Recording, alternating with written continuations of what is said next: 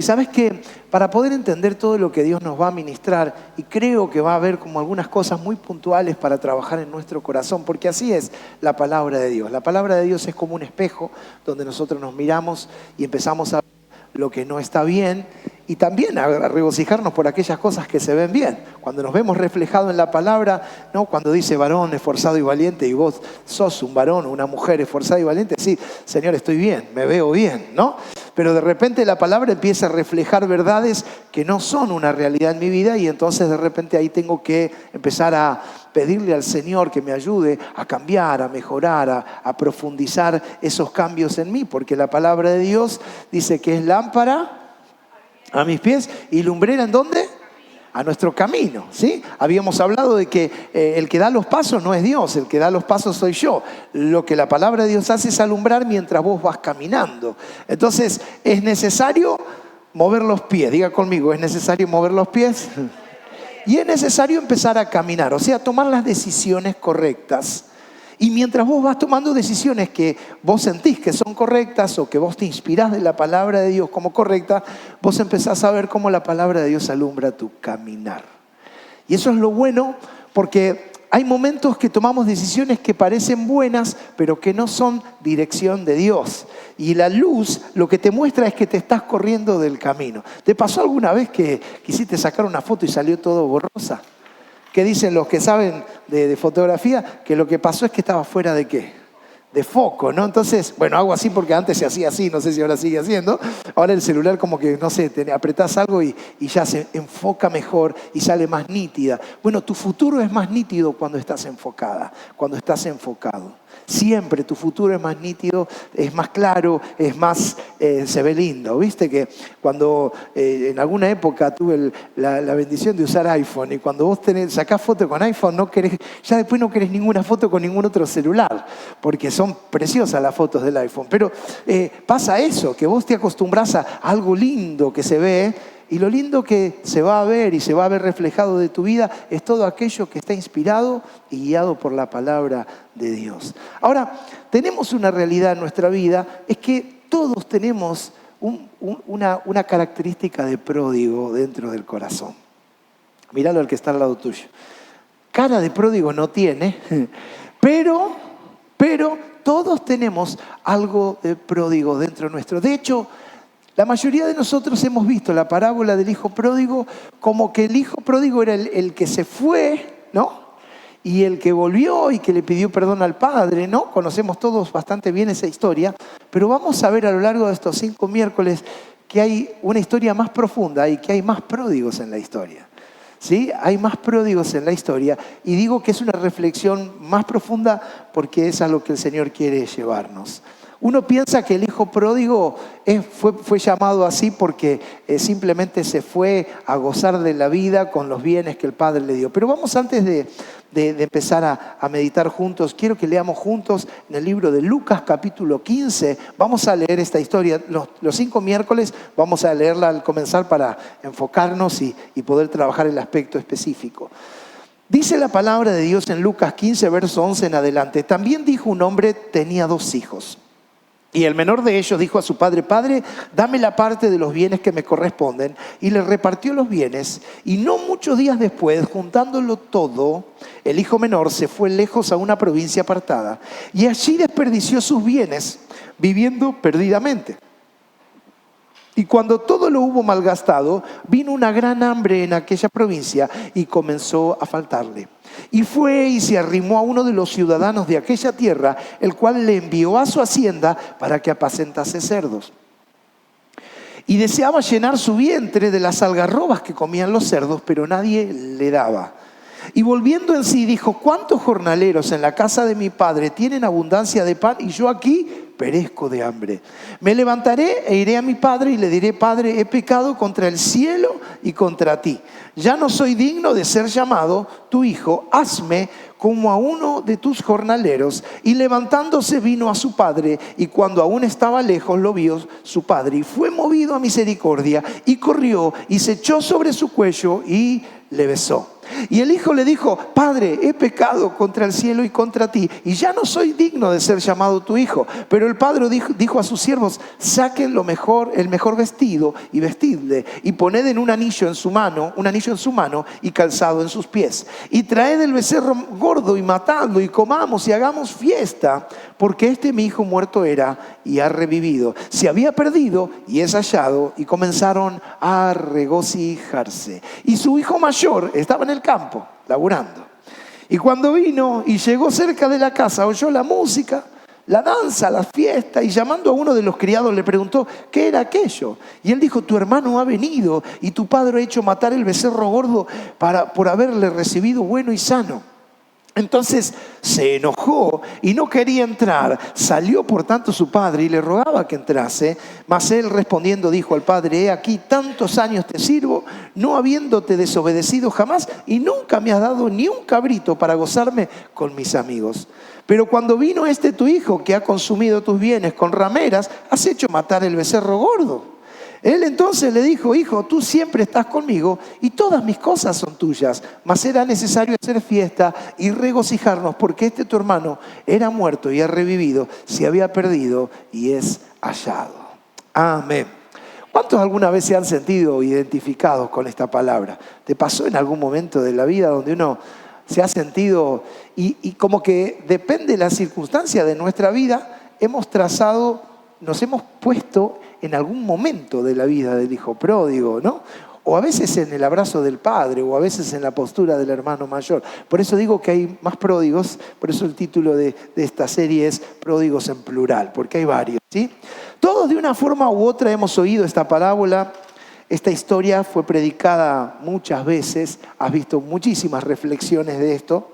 Y yo en realidad quiero enfocarme en principio en lo que muchas veces nos sucede como cristianos a la hora de tomar decisiones como la que este muchacho tomó. Hay desiertos que son por consecuencias y otros desiertos que son por elección. Quiero empezar de esta forma. Hay desiertos donde entramos en nuestra vida cristiana que son por consecuencias, pero hay otros desiertos que son por elección. ¿Por qué salté de una cosa a esto? Primero y principal, ¿quién ha pasado en su vida por algún desierto?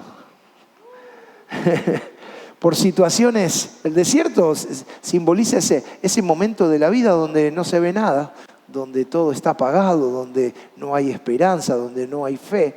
Ahora, esa circunstancia desértica de tu vida espiritual a veces es por consecuencia, ¿sí?, de decisiones que hemos tomado y nos arrojaron a ese desierto, a veces.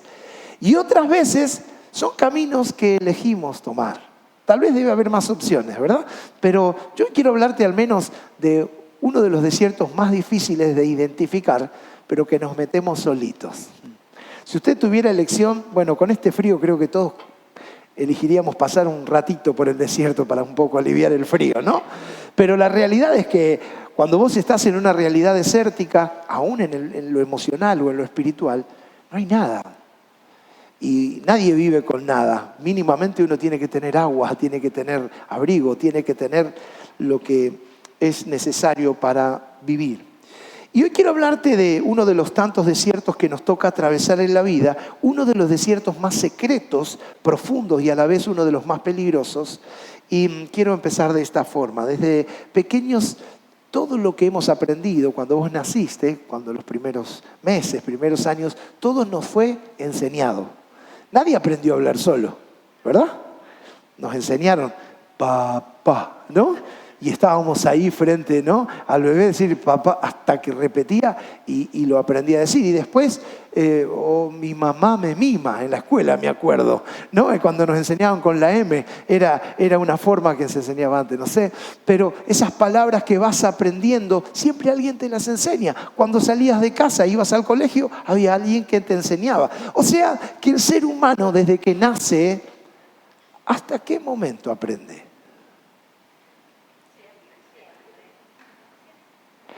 Sin embargo, cuando el ser humano o cuando un hijo de Dios, vamos a llevarlo al plano espiritual, un hijo de Dios no se deja enseñar, es cuando decidió dejar de aprender. Cuando un hijo de Dios toma la decisión de ya sé, ahora lo hago yo. Estoy tomando una decisión muy, muy fuerte, pero ese es el comienzo de un desierto muy peligroso en nuestra vida espiritual. ¿Sabes qué? Mientras aprendimos a caminar, nos caíamos y estaba papá y mamá o alguien estaba allí, el abuelo, para que no te golpees, ¿verdad? ¿Sí? Y en la vida, todo el tiempo, yo estaba con mi madre el fin de semana, con mi papá que tiene 82 años, y yo me doy cuenta que les cuesta más, cuanto más grande uno es, les cuesta más ser aprendiz. ¿Sí o no? Usted es más dócil ahora de grande que cuando era más joven. Nos ponemos más duros, ¿no? Yo ya sé, ¿qué me va a venir a enseñar a mí?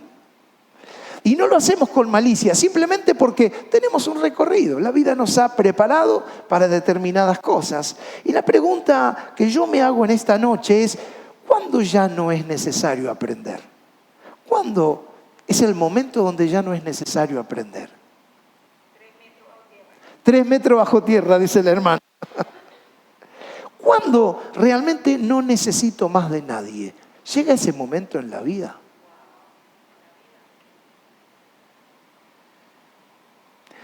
La historia del hijo pródigo nos enseña la actitud de un hijo que se consideró autosuficiente.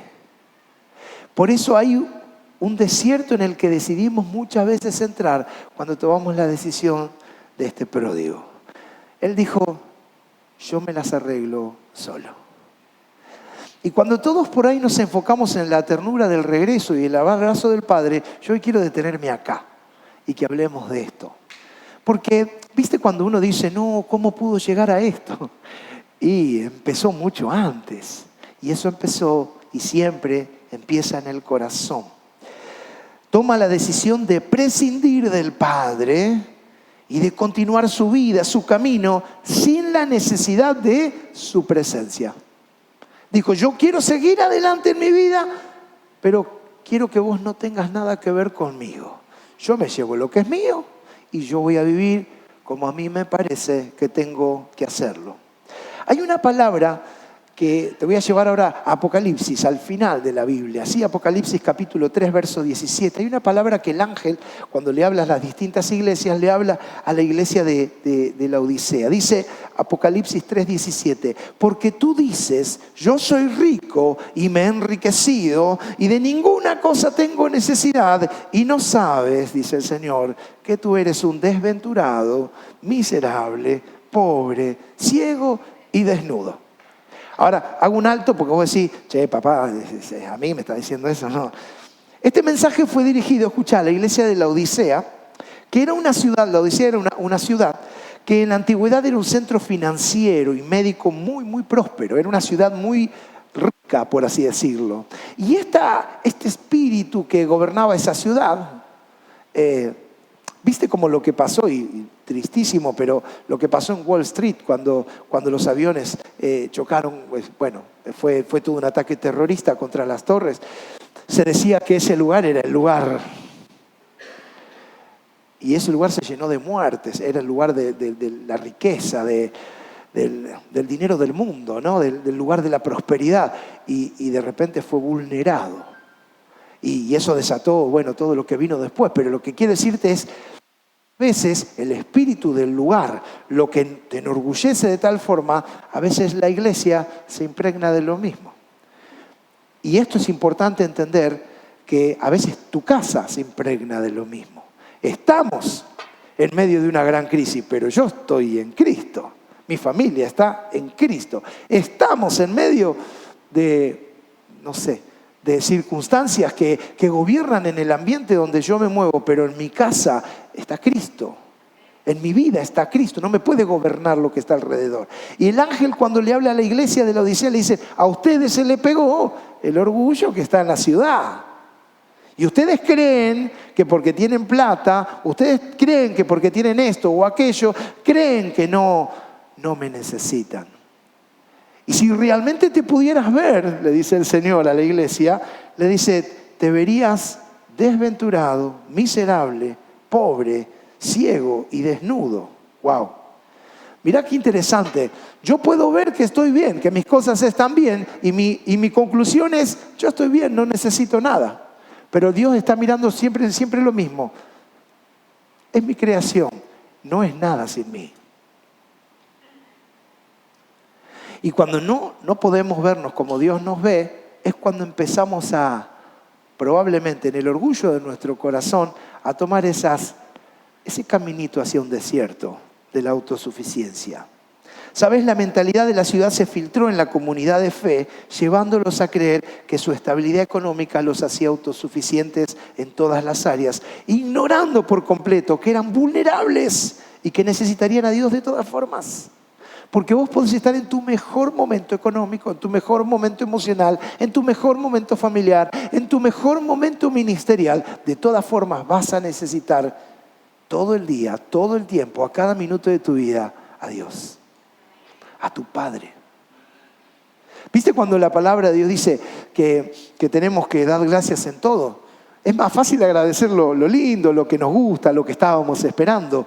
Pero también requiere una grandeza enorme agradecer por los tiempos de prueba, porque los tiempos de prueba nos promueven a algo mayor y a algo mejor. Nos cuesta agradecer, a veces la gratitud esa tarda un poquito más porque nos cuesta procesar. Una cosa es lo que creo, estoy bien, y otra cosa es lo que estoy ignorando, que es lo que realmente soy sin Dios. Nunca ignores lo que vos y yo seríamos sin Dios. Nunca, nunca te olvides, nunca dejes de hacer esa mirada introspectiva, decir, ¿y yo qué sería sin Dios? Y ojo, no es que somos un desastre, tenemos cosas buenas. Decirle al que está al lado tuyo, vos tenés cosas buenas. Seguramente cada uno logra identificar esas cosas buenas. Una hermana el lunes, muy angustiada, estaba muy preocupada porque en su casa todos estaban revolucionados con el partido de Argentina. Y ella, no sé, por algo que tal vez tenía en su corazón que veía como mucho fanatismo, estaba mal porque ella sentía como que todos estaban poniendo en un pedestal ese momento futbolístico tan especial que fue para la mayoría de nosotros. Y ella se sentía mal porque ella sentía que en su casa se estaba haciendo una idolatría, ¿no? Obviamente que lo puedo contar porque la hermana no está, pero tampoco porque sé que no es grave, pero lo que quiero decir es, cuando vos estás en una instancia de la vida donde vos ves que todo lo que está en el mundo, todo es malo, obviamente vas a ver al diablo en todo, ¿no? Y obviamente que sí, si Argentina jugara todas las horas de todos los días, yo creo que más de uno lo pondría en la idolatría seguro. Lo importante siempre es que aquello a quien rendimos culto, a quien rendimos adoración, no ocupe nunca el lugar de Dios. De hecho, que Dios sea el único a quien rindamos adoración.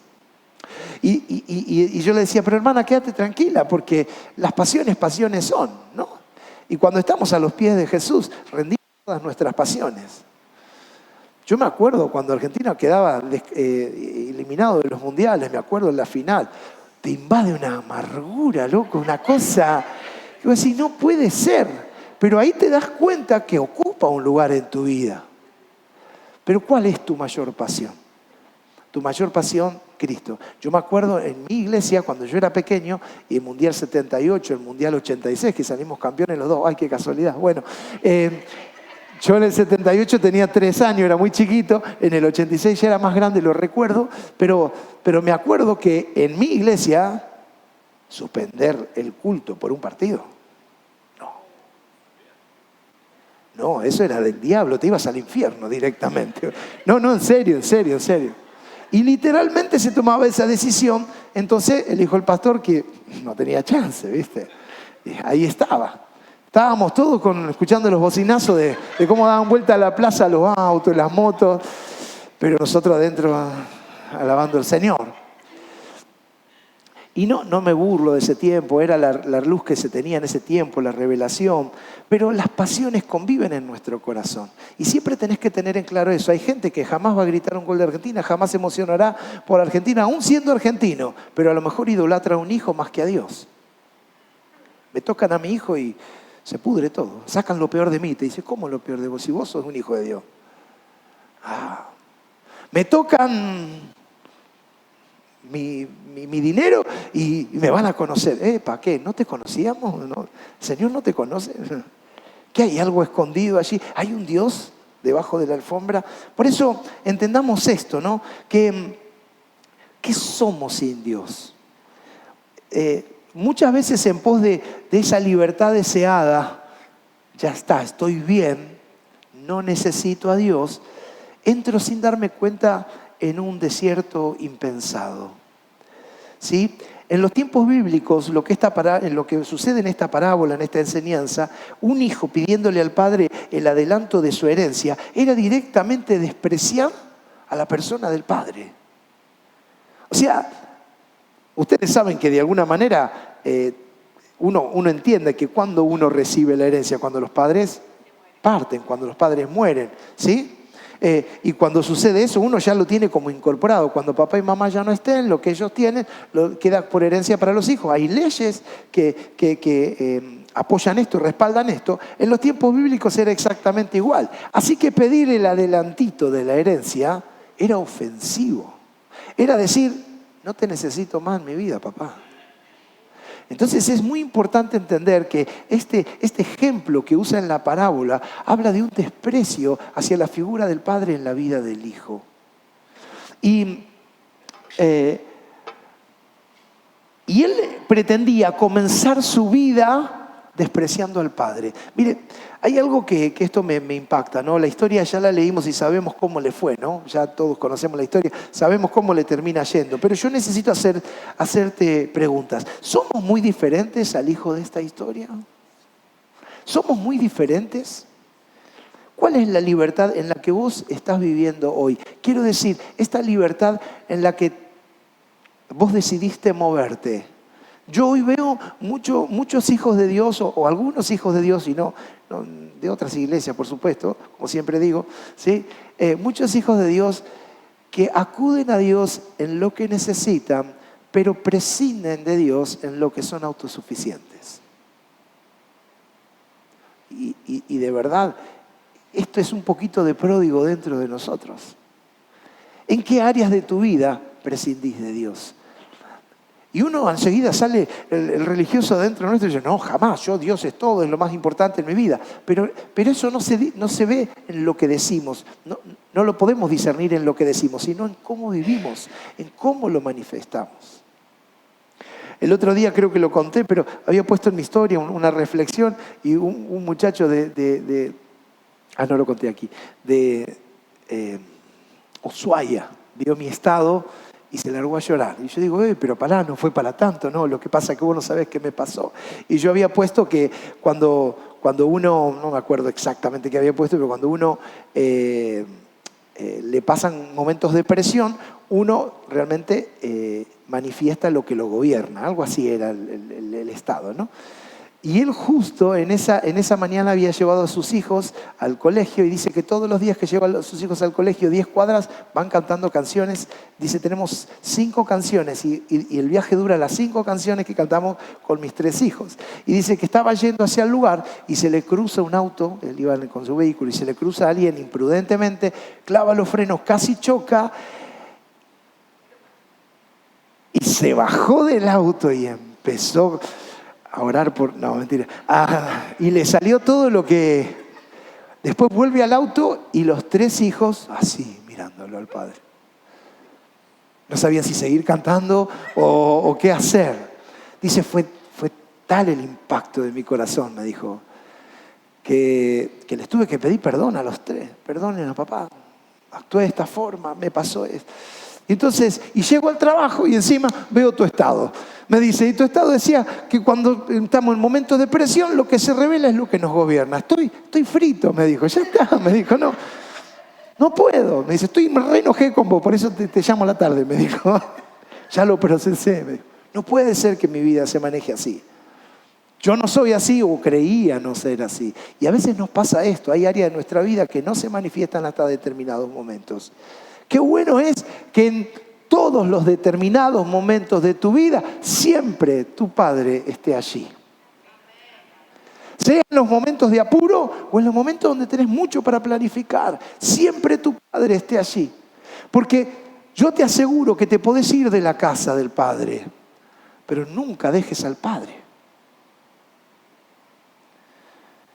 Es la libertad en la que estamos viviendo hoy. ¿Nuestra libertad incluye o excluye a Dios por momentos? Cuando vos hablas de la palabra independizarse, creo que todos en algún momento lo hemos hecho, creo, ¿no? Nos hemos ido de casa en algún momento, pasa por muchas cuestiones, pero yo enumero estas dos. Una es cuando es síntoma de madurez, ¿verdad? Cuando uno se va de la casa de los padres, cuando ya puede bancarse solo, tiene su dinero, tiene su forma de enfrentar lo que viene por delante, tiene proyectos o, como dice la palabra en Génesis 2:24, por tanto dejará el hombre a su padre y a su madre y se unirá a su mujer y serán una sola carne, el matrimonio, ¿verdad? Yo me fui de la casa de mis padres cuando me casé, justamente esta palabra. Yo dije, bueno, mi esposa me dice, no, te fuiste antes, es verdad. O sea, me vine a estudiar a Buenos Aires, me quedé acá, pero quiero decir, vivía en el instituto, tampoco es que en una casa, estuve en el seminario, bueno. Pero lo que quiero decir, me casé, me fui de la casa de mis padres y volví a habitar en una casa, en familia, cuando ya estuve con mi esposa. Entonces, es importante entender que a veces el síntoma de independizarte de tus padres es a causa de algo que Dios mismo inspira, ¿no? Dejará el hombre a su padre y a su madre y se unirá a su mujer y serán uno.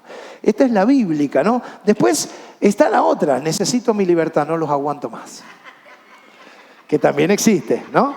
Los hijos que dicen, no los aguanto más, me tienen hasta acá todo el tiempo, que me dicen qué tengo que hacer, qué no tengo que hacer. Y están los que no se van nunca de la casa, que eso también, ¿no? Que no llega a esa etapa, ¿no? Pero, ¿sabes qué? Por favor, no quiero que nadie porque no estoy mirando a nadie en particular, porque ya veo que algunos se me ofenden. No, yo estoy leyendo nada más y predicando, pero cuando necesito mi libertad, a veces es saludable, a veces los ambientes familiares empiezan a ser tóxicos y la persona necesita tomar distancia y decir, bueno, yo puedo mantenerme, o busco la manera de poder abrir, me refiero a los hijos, no al esposo o a la esposa, eso tiene que quedarse juntos, ¿no?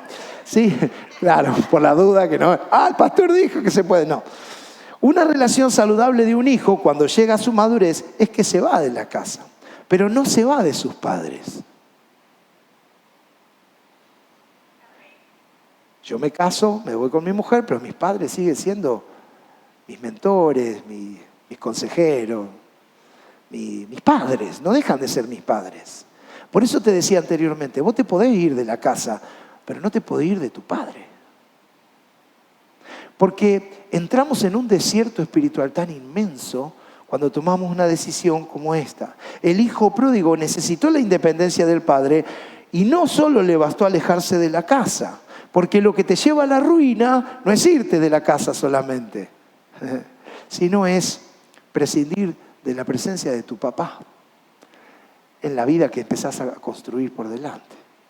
Por eso es importante que todos los días de tu vida, cada vez que salgas, digas, Señor, si vos no vas conmigo. Eso lo dijo Moisés, ¿verdad?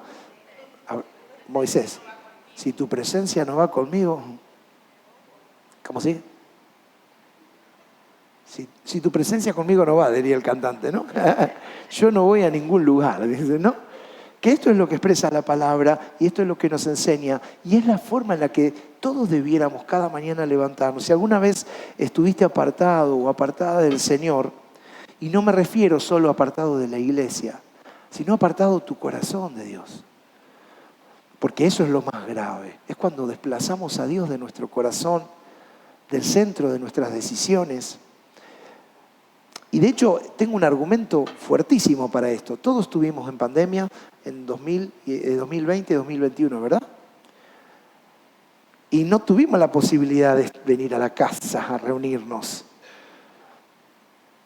Y cuando tuvimos la oportunidad de volver a la casa, yo creo que todos, hayas estado en esta o en otra congregación, todos hemos experimentado que muchos jamás regresaron a la casa.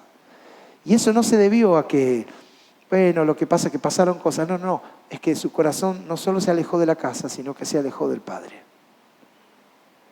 Cuando vos descuidás tu comunión con el Padre, los hijos se empiezan a enfriar. Hablábamos recién con Gastón. Y el fuego tiene que alimentarse de continuo. La relación con mi papá tiene que... Mire, como yo le conté el otro día, mi papá está sordo, pero casi por completo. Y tengo que repetirle 3 veces y hablarle al oído y gritarle bien fuerte para que logre escucharme. Así que una conversación de ida y vuelta es casi imposible con él. Yo tengo más comunión escribiéndonos mensajes que de otra forma, porque por más que yo tenga mucho para contarle, tengo que aprender a resumirlo, porque si no se hace extensísimo, ¿sí? Y cuando estoy con él trato de... Y no, papá, ¿viste? Que a muchos les da gracia, a mí también, ¿qué quiere que te diga cuando? Ay, papi, otra vez, dale, vamos de vuelta. Pero conversar esa ida y vuelta, sacar la riqueza que él tiene, la tiene. Qué bueno que mi Padre Celestial nunca será sordo, nunca tendrá problema de audición. Se lo decís una vez y te escuchó bien clarito, fuerte y claro te escuchó. Tu Padre te escucha. Tenés un Padre que no le tenés que repetir las cosas. Si se las repetís es porque estás acostumbrado. Pero la realidad, Él te escucha. Él te escucha. Pudimos comprobar esta verdad. No teníamos templo para reunirnos porque no podíamos, pero podíamos tener un corazón encendido en relación con papá. Y eso hizo que cuando retomamos las reuniones, yo me acuerdo de ese momento, que no nos podíamos abrazar, no nos podíamos besar, no podíamos hacer nada de lo que estábamos acostumbrados a hacer. Dios te bendiga, así, ¿no? 3 metros, 1,5 metros, estábamos como una cosa obsesiva, pero que era necesaria en ese momento. Podemos sobrevivir sin la casa, pero no sin papá. La vida espiritual tendrá un hijo de Dios. ¿Qué vida espiritual, tendrá un hijo de Dios que prescinde del Padre? ¿Cómo es la espiritualidad de Janet sin tener comunión con el Padre? ¿Cómo sería espiritualmente? Sería un compendio de verdades aprendidas de la letra, pero, y yo sé que todos estuvimos allí, diciéndole de alguna forma a alguien lo que era cierto, que la palabra dice, pero que mi corazón estaba muy lejos de lo que estábamos transmitiendo. Yo digo que Dios es tan misericordioso que aún hasta en esos momentos Dios nos usa. Yo estoy lejos de Él, pero llevo a otros que se acerquen a Él. ¿Te ha pasado en algún momento distanciado del Señor? Lo he visto muchas veces. Hay personas que han congregado en nuestra iglesia por años y hasta partieron con el Señor ya, que llegaron a este lugar por consejo de alguien que estaba profundamente hundido en el pecado. Decían, no, vos tenés que buscar a Dios, te recomiendo la iglesia del pastor Cristian, allá en Palermo. Y le daban la dirección y se acercaban y sus vidas fueron transformadas. Y yo digo, no, yo le hablo a la hermana que me dijo. Y la hermana estaba en otra completamente. A veces Dios, aún en nuestro mal estado, nos usa para eso. ¿Por qué? Porque la palabra de Dios tiene poder, siempre. Y cuando nosotros somos de inspiración para que otros se acerquen, para que otros vuelvan a la comunión con el Padre, lo que estamos haciendo es rescatando pródigos. Aunque somos pródigos, un dejo de pródigo haya dentro nuestro. La autosuficiencia del hijo pródigo produjo un efecto de menor a mayor satisfacción y un desenlace de un vacío profundo. ¿Qué significa esto? Cuando él ve que está toda su herencia delante de él, dijo, qué bueno va a estar esto. Agarró todo, no le importó el padre, no le importó el hermano, no le importó lo que era correcto, lo que no era correcto, se lo cargó al hombro y salió a disfrutar la vida. Y todo eso fue en forma ascendente. Porque cuando vos estás trabajando todos los días al lado de tu papá, pareciese ser que todo eso no lo tenés, pero lo tenés, era tuyo. Evidentemente lo comprobaste el día que te llevaste todo eso. Fuiste, empezaste, asaste, hasta que se te terminó todo, dice la historia, ¿no? O sea que siempre que nos independizamos de Dios al principio, va a parecer bueno. Porque nadie va a tomar una decisión para destruirse. Así obra el enemigo. Así seduce Satanás. Te dice, pero esto te lo doy yo. ¿Qué querés? Yo te lo doy, más fácil. Miren, a mí me impactó esto. Si Satanás le ofreció todos los gobiernos del mundo a Jesús, dijo, si postrado me adorares, yo te lo doy todo. ¿Sabes la tentación que intentó hacer Satanás con Jesús? Es, no hace falta que mueras en la cruz. Yo te lo doy todo.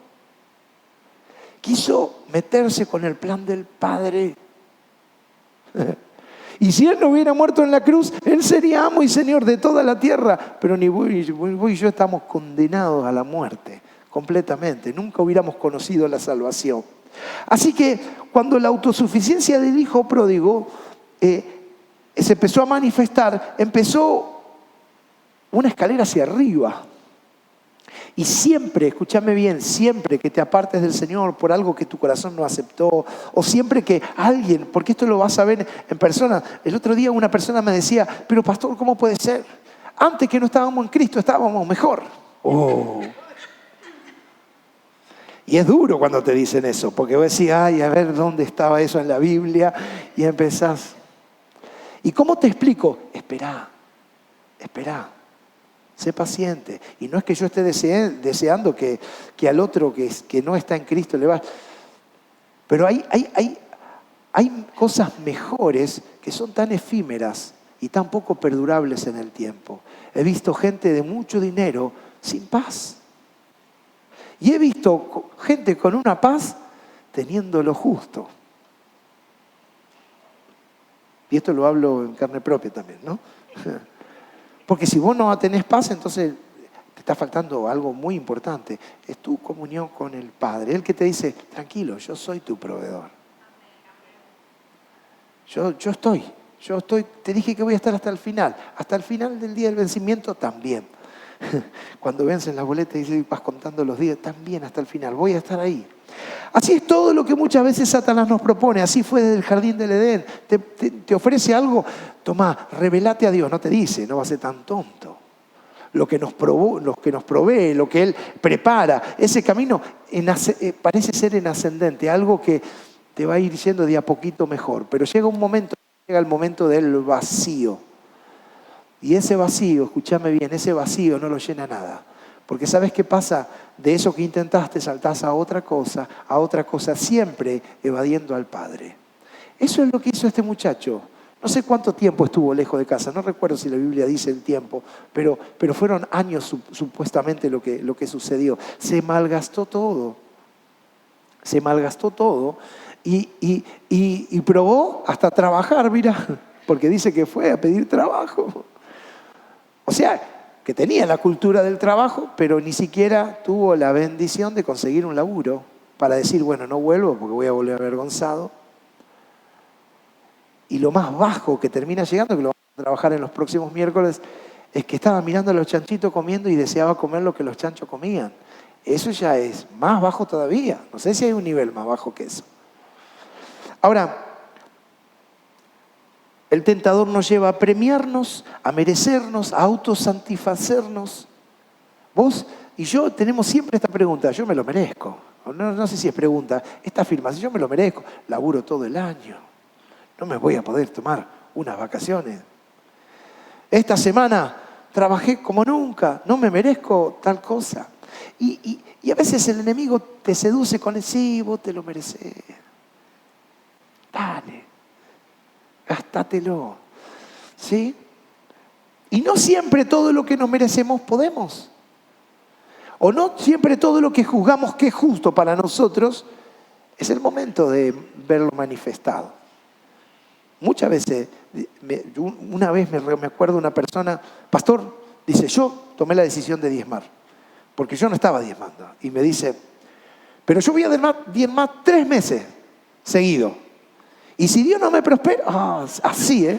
Y si Dios no cumple lo que Dios dice en su palabra, no, le digo, hermana, no diezme, déjalo así, está todo bien. Le digo, cuando lo hagas, hacelo con alegría, con convicción. Porque no es un trueque con Dios. A veces esperamos que, bueno, ahora sí, entonces pruebo con Dios, Dios me tiene que... Esto es como volver a casa, papi te quiere dar todo. Mi viejo, si es por él... Si él tuviera, él sacaría y me daría todo, pero él también está pensando en su vejez y está pensando en un montón de cosas. Y ya me dio un montón en la vida. Ya es hora de que él piense en él y en los años que quedan y de alguna manera... Y cuando vos te das cuenta, pero mi Padre Celestial, él todo el tiempo dice, yo soy tu proveedor, yo soy tu sanador, yo soy tu paz. Él es siempre el Padre correcto para nuestras vidas. Y sabes que el premiarnos, el mérito, la autosatisfacción, no está mal que nos premiemos o que tengamos esa satisfacción momentánea, recibir algo, pero lo que no es correcto es que prescindamos de Dios al conseguirlo. Entonces, cuando de repente vos recibiste de parte de Dios o recibiste porque hiciste buenos negocios, una bendición o lo que fuere, no prescindas de Dios. Porque mientras las cosas están mal, Dios es mi Padre. Pero cuando las cosas están bien, si te he visto, no me acuerdo. Porque allí es cuando nos empieza a invadir un vacío y allí es donde el enemigo te llena de vergüenza y te dice, ¿vas a volver ahora? Vas a volver. Está enojado, ¿eh? No, vas a volver ahora. No volviste cuando estaba bien, vas a volver ahora. Y yo quiero decirte una cosa, nunca le creas a la voz del enemigo. Los pródigos tienen que escuchar siempre la voz del Padre, la voz del Padre, la voz del Padre. Y la voz del Padre es completamente opuesta a la voz del enemigo. Es, hijo, te estoy esperando. El vacío que muchas veces no hemos sentido es el vacío de Dios, es el vacío del Padre en nuestras vidas. Es como el ciclo de la historia de Israel, no sé si te acordás. En Jueces capítulo 2, verso 11 dice, después los hijos de Israel hicieron lo malo ante los ojos de Jehová y sirvieron a los Baales. Dejaron a Jehová, el Dios de sus padres, que le había sacado de la tierra de Egipto, y se fueron tras otros dioses, los dioses de los pueblos que estaban a sus alrededores, a los cuales adoraron y provocaron a ira a Jehová. Y adoraron a Baal y a Astarot, y se encendió contra Israel el furor de Jehová, el cual los entregó en manos de robadores que los despojaron, y los vendió en manos de sus enemigos de alrededor, y no pudieron ya hacer frente a sus enemigos. Por donde quiera que salían, la mano de Jehová estaba contra ellos para mal, como Jehová había dicho y como Jehová se lo había jurado, y tuvieron gran aflicción.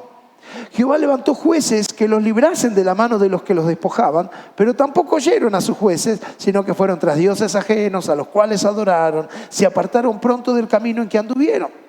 Sus padres obedeciendo a los mandamientos de Jehová, y ellos no hicieron así. Y cuando Jehová le levantaba jueces, Jehová estaba con el juez y los libraba de la mano de los enemigos todo el tiempo de aquel juez, porque Jehová era movido a misericordia por sus gemidos a causa de los que oprimían y afligían. Mas acontecía que al morir el juez, ellos volvían atrás y se corrompían más que sus padres, siguiendo a dioses ajenos para servirles e inclinándose delante de ellos, y no se apartaban de sus obras ni de su obstinado camino. Hay áreas de nuestra vida que son obstinadas, que yo quiero hacer lo que quiero y lo quiero hacer a mi manera, ¿no? Y a veces en el pueblo de Israel relata, los dioses tenían nombre, eran dioses de otras tribus o de otras confesiones, pero en nuestro corazón tiene otro nombre. A veces está el yo. A mí me gusta así. Y lo quiero hacer como a mí me parece. Y no es que Dios esté en contra de lo que a vos te parece. Pero siempre un hijo de Dios pone lo que nos parece sujeto a lo que Dios dice. Sujeto a lo que me parece a lo que Dios dice. Porque ¿sabes qué? Cuando alguien está pasando una situación de aflicción, vos podés decirle lo que te parece. Pero la verdad, lo único que va a hacer efecto en esa vida que está atravesando una circunstancia difícil es lo que Dios dice. Y a veces lo que Dios dice es muy tierno y a veces es muy duro. Pero la verdad de Dios siempre es la que transforma. Tu parecer es tuyo. Y puede que sea que lo que nos parece es justamente lo que Dios dice. Entonces en esa coincidencia hay que expresarlo, hay que decirlo. Bien, el pueblo de Israel tenía esta debilidad. Dice que Dios le mandaba un juez, se levantaba, traía libertad, paz a todo, vencían a los enemigos, todo, pero se moría el juez y cada uno hacía lo que le parecía mejor. Pero Dios no estaba en la ecuación, el Padre no era. Digo, te saqué de Egipto, te di maná en el desierto, pediste agua, tuviste agua, querías carne, tuviste carne. Te prometí una tierra prometida y entraste en la tierra prometida. ¿Qué más querés? ¿No? Yo me pongo en el lugar de Dios, qué paciencia el Señor ha tenido con su pueblo. Y hoy hay áreas de nuestra vida que tienen esta cuestión de esta cuestión del pródigo. ¿Sabes? Cuando nos conducimos con autosuficiencia, entramos en un desierto. Y lo que te venía expresando justamente tiene que ver con esto. Porque este desierto muchas veces es el que se manifiesta en nosotros. Es un lugar donde Dios no está allí. Entramos en un desierto. Y este es el más grande engaño, es creer que somos libres. Tan libres que también somos libres de Dios. Y este es un desierto, por eso titulamos el desierto de la autosuficiencia, porque es el engaño de una libertad que no es cierta y de la que Dios te llama a volver, ¿sí? A volver a esta relación. Porque yo como hijo tengo que reconocer que mi padre lo va a hacer hasta el día que me muera. Dios va a ser mi padre siempre. Y Él siempre me va a amar. Y yo quiero que sepas esto, si se dañó tu relación con Dios en algún momento de tu vida o algún área de tu vida perdió esa conexión profunda, te puedo asegurar que no fue Dios el problema. La vez que yo estuve mal con Dios, no fue Dios el problema, siempre fui yo. El tema es que mi orgullo no me permitía reconocerlo. Y yo creo que todos tenemos que tener hoy la decisión en nuestro corazón. Señor, quiero vencer todas las áreas pródigas, no sé si se dice así, pero las áreas pródigas de mi vida. Es decir, Señor, yo como esposo te necesito, como padre te necesito, como pastor te necesito, como hijo te necesito, como administrador te necesito. Y en cada área de tu vida que Dios esté allí, no seamos olvidadizos de esta verdad. Poder decir lo que yo quiero sin consultar nada a Dios, poder hacer lo que quiero sin consultar nada a Dios, tomar mis propias decisiones sin consultar nada a Dios.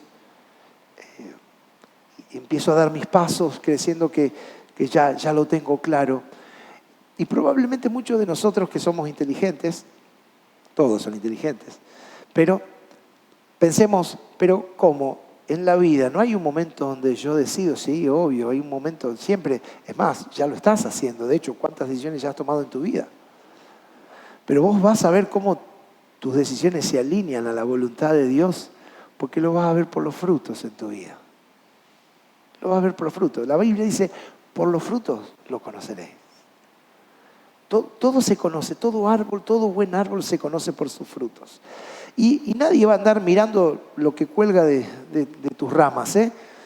Pero vos no ignores lo que cuelga de tus ramas, porque eso sería lo más difícil. Este es el tiempo donde vos tenés que empezar a mirarte, tal vez empecemos de atrás para adelante, desde los frutos.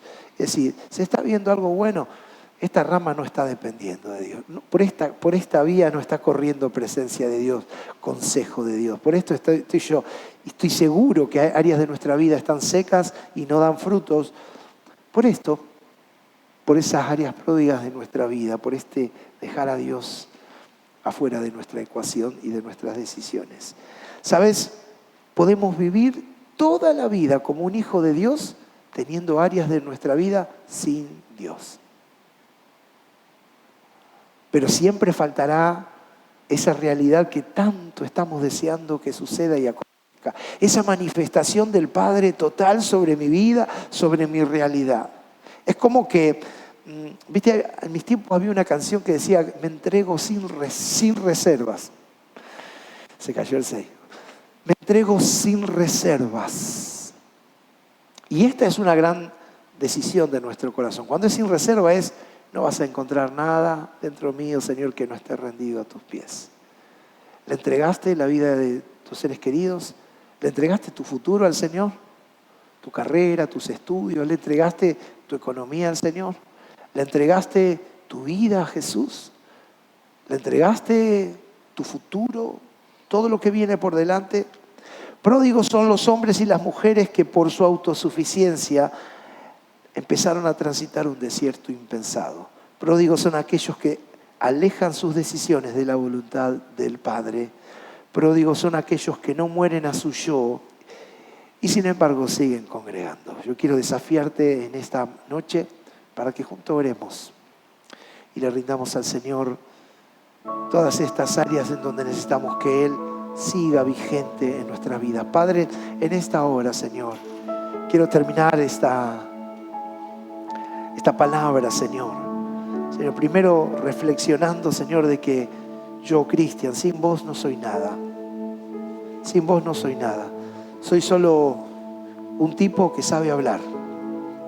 Pero, Señor, si hay algo de vos dentro mío, Señor, que cada palabra que en esta noche he transmitido cale tan profundo en los corazones, Señor.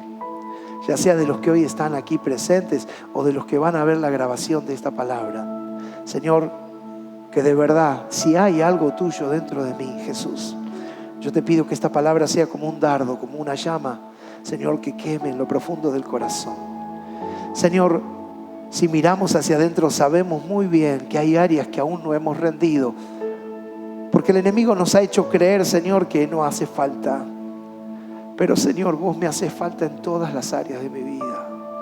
Yo te necesito. Y aunque a mi juicio lo esté haciendo bien, yo sé que lo puedo hacer mejor, y eso solo va a ser con tu ayuda. Enséñame en esta noche, Señor. Modificá en lo profundo de mi corazón. Arrancá, Señor, toda orfandad de mi vida, Jesús. Para que como hijo, Señor, pueda vencer todas las áreas en donde he declarado con mis actos que no te necesito. Hermano, amiga, amigo, si ahora vos estás pensando en eso que no le estás permitiendo a Dios que trabaje, ¿por qué no le pedís al Señor que te ayude? A veces no tenemos ni siquiera la voluntad, pero la palabra de Dios dice que Él es capaz de poner el querer como el hacer. Señor, yo te pido, dame la voluntad para consagrar esto a ti, Señor. Quiero que me des la victoria en mis debilidades. Señor, te necesito en mi carne para vencer toda tentación. Te necesito, Señor, para tomar sabias decisiones y no ser apresurado o apresurada. Necesito que tu Espíritu susurre en mi oído, me recuerde tu palabra, me diga sí, no, alto, me frene, me empuje para arrancar, para comenzar, para llegar a lo que vos me estás impulsando y por temor no lo estoy haciendo. Señor, no quiero la independencia de ti. No quiero la independencia del cuerpo ni tampoco de la cabeza, Señor. Eres mi Padre, Señor. Te necesito. No quiero ser terco, no quiero solo reconocer en la historia de que hay un Padre que me recibe con amor. Señor, quiero tomar la decisión para no llegar a ser un hijo que abandona a su padre. Un hijo que no necesita a su padre, porque yo te necesito, papá. Decíselo en tus palabras allí donde estás. Yo te necesito, papá. Te necesito para resolver mi vida emocional, para sanar las heridas de mi corazón, para dejar el pasado atrás y de una vez por todas avanzar, para que todas las cadenas, las ataduras se rompan en mi vida. Te necesito, papá. Toma el control de mi vida, toma las riendas de mi corazón, toma las riendas en mi mente. Mis pensamientos te pertenecen. Que tu palabra gobierne en todos los recónditos lugares de mi mente. Gobierna mi vida, Señor. Te necesito. Señor, necesito volver, pero yo necesito volver de todo corazón. Señor, tal vez hoy podría no estar en este lugar, pero Señor, no puedo estar sin ti. Señor, tú estás escuchando el pensamiento, la oración de cada uno de mis hermanos y hermanas que están aquí. Yo te pido, Espíritu Santo, tócales. Llénales. Señor, trae confirmación a su espíritu.